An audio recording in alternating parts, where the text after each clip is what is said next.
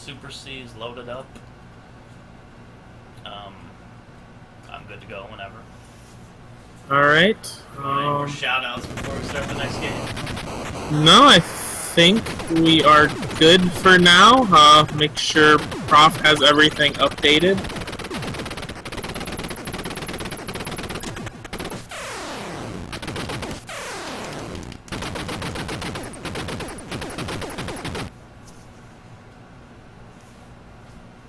Okay. Cool. Whatever. Ready to go? Yeah. Everything looks ready to go. Awesome. Let's get some Super C action here in 5, 4, 3, 2, 1, go. And again, the timer starts on movement. So we'll start that now. Okay. So this is Super C. This is much harder of a speedrun to complete than the first Contra. So you see, the first Contra has a lot of spawns to it, but most of them are quite easy to deal with the spread. In this game, they up the spawns by about 3,000%.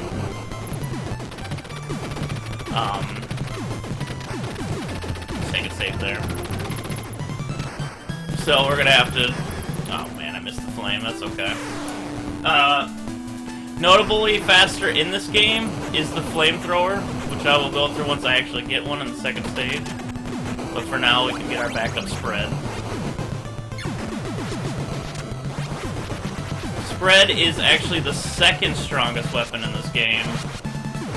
The strongest being the flamethrower, as it was the worst one in the first game.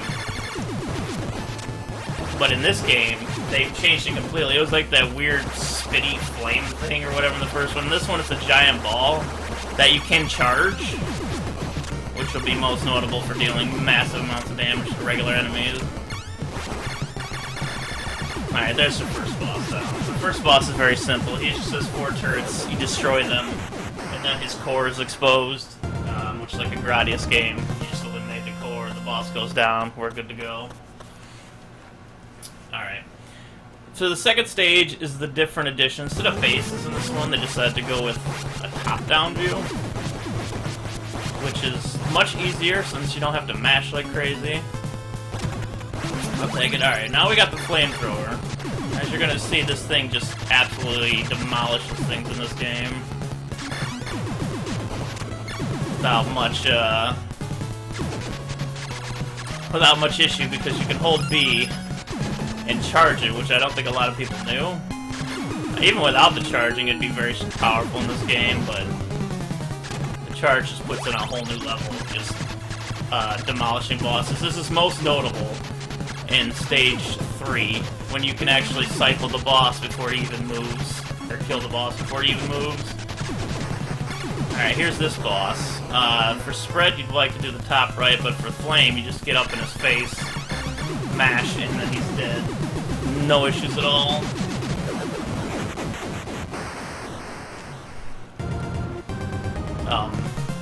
But again, you're gonna see some of the RNG really come into the into this game right here.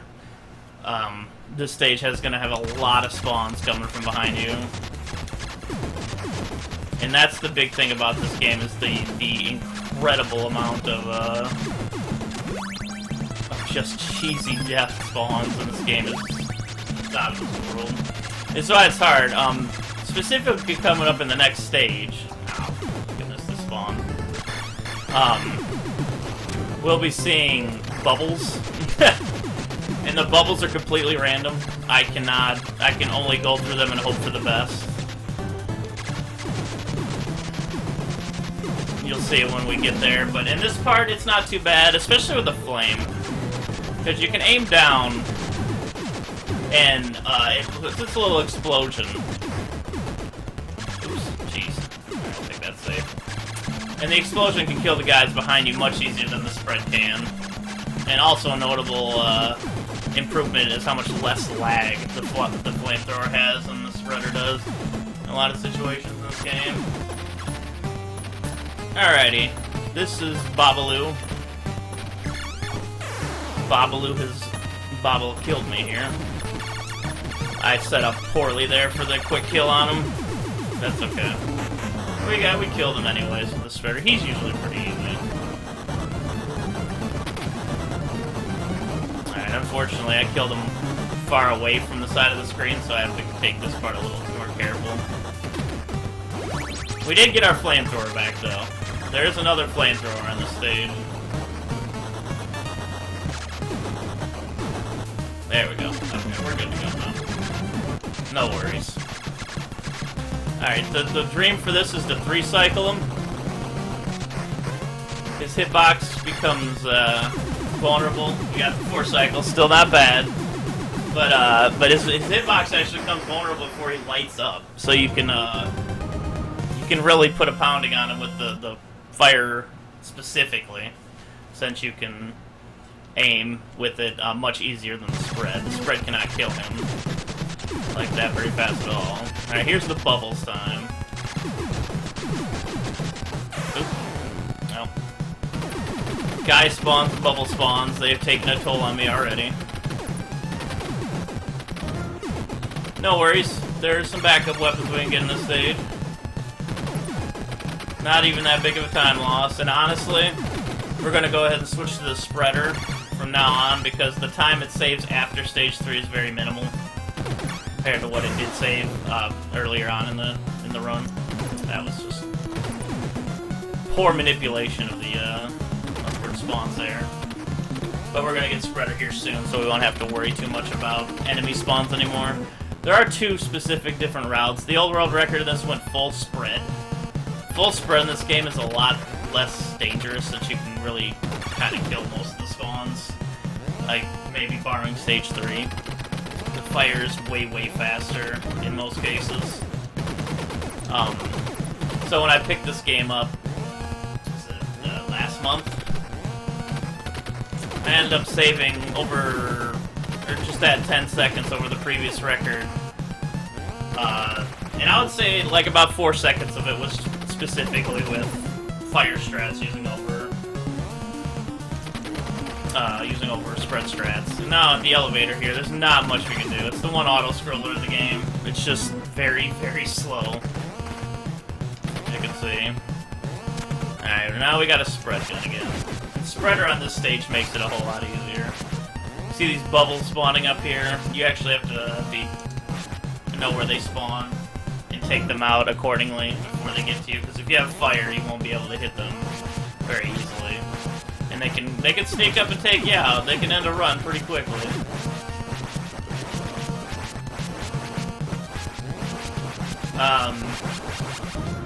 But yeah, the boss coming up, the laser chandelier, it goes down fast with fire, but it also goes down fast with rapid fire spread. But a thing to note in this game is they actually reduce the damage that spread does to bosses. Like, that is an active thing, which is why flame saves a lot of time over spread in a lot of areas. Alright, just had to make sure we didn't die there. With rapid fire spread or a fire, you can get him about when he comes back to the middle of the screen if you set up appropriately. But for a backup run, or a backup fight, that wasn't bad. Not bad at all. Alright, for Area 5, we're going to be climbing this mountainside, and this is where, for marathon strats, you'd want to switch to a spread anyways. Because the boss here you don't really save enough time to really warrant doing unsafe strats with spread anymore. That was unfortunate. I actually lost my my rapid fire spread there. A thing to note, in the first Contra, once you have rapid fire spread, you don't lose it by picking up further spreads. But in this game, if you pick up a spread and then a rapid fire, but then pick up another spread, it actually gets rid of your rapid fire. But this really isn't a big deal. There's no places that it really will save any extra time. In a few places, Area 3 and this one, turning around to shoot the guys behind you will save time simply because too many will spawn and it will lag like crazy.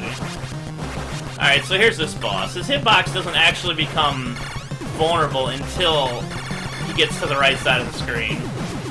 So there's no point in like hitting any part of him or trying to shoot his hitbox until that point. It sounds like you hit him, But the hitbox doesn't actually become vulnerable until you're on the right side. It's a little silly, but a couple of bosses actually have that similar vulnerability that doesn't become available until a certain time, like this boss coming up here. But this is the second point in the game where it's complete RNG. These mouths, they can just kill you if they decide to spawn under you, and there's nothing you can do about it. So you just kind of shoot and hope. And it looks like hoping worked out this time, because they did not come from below and decide to assassinate me. And since we don't have to pick up spread here, we can just continue along this line, and it makes it really nice and easy to get through what would otherwise be a very sketchy section with those guys flying at you. Alright, so this boss coming up, he smashed his first form, and his second form here is the one where you have to wait about half a beat until he can, until he becomes really vulnerable.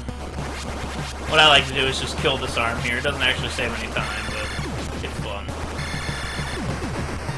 And when you actually hear, when you're mashing on him, the difference in the sound of the bullets smacking him in the face, that's when he becomes vulnerable. And he's down. Alright, this is the most dangerous area in the game. Area 7 is by far the worst, and this is where you need spread over fire to save time anyways. You can pick up a rapid fire right here. This is where you're supposed to pick it up. So we're back at full power again. That was really close.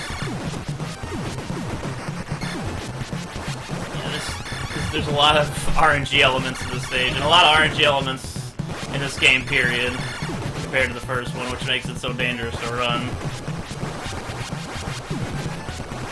Alright, here we go. This is where spread saves the time right here.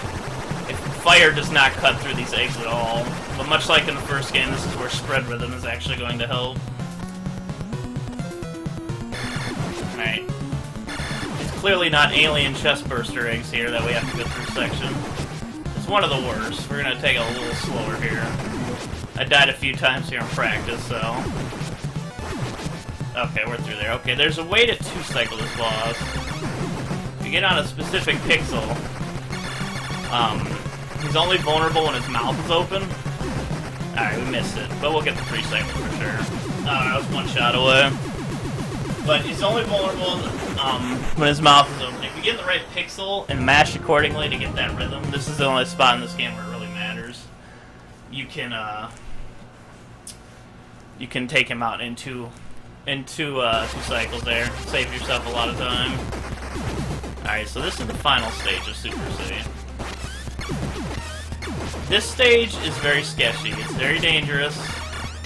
It can be very laggy. Like, look at these spawns right now.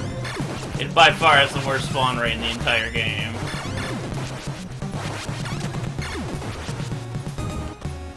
Okay. Alright, I'm going to try to show a little glitch to you.